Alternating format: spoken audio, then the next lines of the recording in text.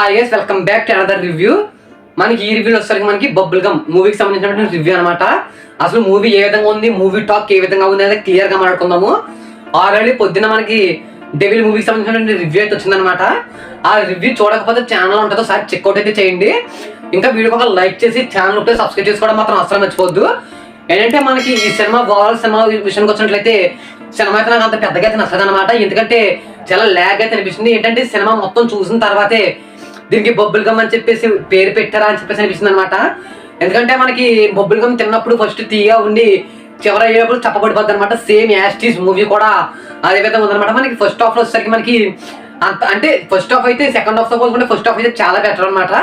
మనకి first half లో కూడా కొన్ని అన్వాంటెడ్ సీన్స్ అనేవి చాలా ఎక్కువ అనిపించినాయి. అన్వాంటెడ్ ఎమోషన్స్ కానివచ్చు, అన్వాంటెడ్ సీన్స్ కానివచ్చు, అన్నీ కూడా ఎక్కువైతే అనిపించినాయి అనమాట. ఒకవేళ ఈ సీన్స్ తీస్తే ఫస్ట్ హాఫ్ అయితే కిరాక్ అనమాట. ఇంకా సెకండ్ హాఫ్ కనుక వచ్చినట్లయితే సెకండ్ హాఫ్ అంతగా ఏం బాగాలేదనమాట. ఏంటంటే అసలు హీరోకి ఎందుకు ఏం ఎమోషన్స్ వస్తున్నాయి, ఇప్పుడు సడన్ గా తన యొక్క డెసిషన్స్ కానివచ్చు, తన యొక్క మైండ్ సెట్ కానీ వచ్చి మారిపోతుంది అనమాట.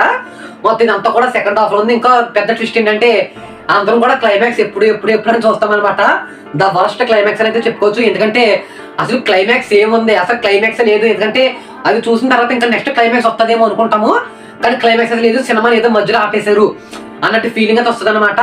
మనకి ఏంటంటే దీంట్లో హీరోస్ సరికి మనకి యాంకర్ సుమ కొడుకు అనమాట, రితిక్ రోషన్. ఏంటంటే మనకి ఇంకా మూవీ లైవ్ విషయానికి వచ్చినట్లయితే ఇది ఒక మనకి రొటీన్ లవ్ స్టోరీ. దీన్ని ఏంటంటే కొత్తగా చూపించడానికి అయితే ట్రై చేశారు. అంతగా లైవ్ గురించి కాకుండా ఇప్పుడు మనం మూవీలో ఉన్న నెగిటివ్స్ ఏంటి, పాజిటివ్స్ ఏంటి అనే మాట్లాడుకుందాం. మనకి ఫస్ట్ గా మూవీలో వచ్చేసరికి పాజిటివ్స్ విషయానికి వచ్చినట్లయితే అందరూ యాక్టింగ్. మనకి రుతిక్ రోషన్ కి ఫస్ట్ మూవీ అయినప్పటికీ కూడాను యాక్టింగ్ అయితే తిరగదీశారనమాట. మనకి హీరోయిన్ పాప కూడా యాక్టింగ్ అనేది అయితే చాలా రగదీసిందని అయితే చెప్పుకోవచ్చు. మనకి హీరోకి ఒక తను తండ్రి కింద యాడ్ చేశాడు అనమాట. తను ఏంటంటే తండ్రి కింద అయితే అంతగా సూట్ అవ్వలేదని చెప్పేసి నాకు అనిపిస్తుంది. తను చూస్తే తండ్రి కింద అయితే లేడు, ఏదో ఒక అన్నయ్య ఆ జోనర్ అయితే అనిపిస్తుంది అనమాట. ఇంకా నెక్స్ట్ వచ్చేసరికి నాకు కొన్ని సీన్స్ అయితే బాగా నచ్చినాయి అనమాట. మనకి ఏంటంటే ఇంటర్వెల్ సీన్ వచ్చేసరికి చాలా బాగుంది. యూత్ అందరూ కూడా బాగా అట్రాక్ట్ అవుతారు అనమాట ఇంటర్వెల్ సీన్ వచ్చినట్లయితే. ఇంకా నెక్స్ట్ వచ్చేసరికి మనకి బ్యాక్గ్రౌండ్ మ్యూజిక్, ఈ మూవీకి కనుక బ్యాక్గ్రౌండ్ మ్యూజిక్ అయితే ఇంకా మూవీ చెత్త అనమాట. ఈ బ్యాక్గ్రౌండ్ మ్యూజిక్ తో కొంచెం మూవీకి కవర్ అయింది అని చెప్పేసి అయితే చెప్పుకోవచ్చు. ఇంకా నెక్స్ట్ వచ్చేసరికి మనకి కామెడీ, ఈ మూవీలో కామెడీ కూడా అదే విధంగా ఉంది. కాకపోతే ఫస్ట్ హాఫ్ లో కొన్ని చోట్ల కామెడీ అయితే పండలేదు. ఎంత కామెడీ చేద్దాం అనుకున్నా కామెడీ అయితే రాదనమాట. మనకి సెకండ్ హాఫ్ లో అయితే కొన్ని పచ్చులు పేడడం కానీ ఇదంతా కూడా చాలా బాగుంది. ఇంకా దీంట్లో మనకి నెగిటివ్స్ విషయానికి వచ్చినట్లయితే మనకి చెప్పాను కదా ఆల్రెడీ, చెత్త క్లైమాక్స్ అనమాట. అసలు క్లైమాక్స్ అనేది ఈ సినిమాకి ఎంత చూసిన తర్వాత దీనికోసం అని చెప్పేసి మనకు అనిపిస్తుంది. ఏంటంటే ఒక జోనర్ ఆఫ్ ఆడియన్స్ అట్రాక్ట్ చేద్దామని కూడా డైరెక్టర్ కి లేదు. అంటే ఇప్పుడు మనకి యానిమల్ మూవీ వచ్చింది, అదేంటంటే 18+ వాళ్ళందరూ చూసారనమాట. అంటే అక్కడ 18+ వాళ్ళందరినీ అట్రాక్ట్ చేశారు.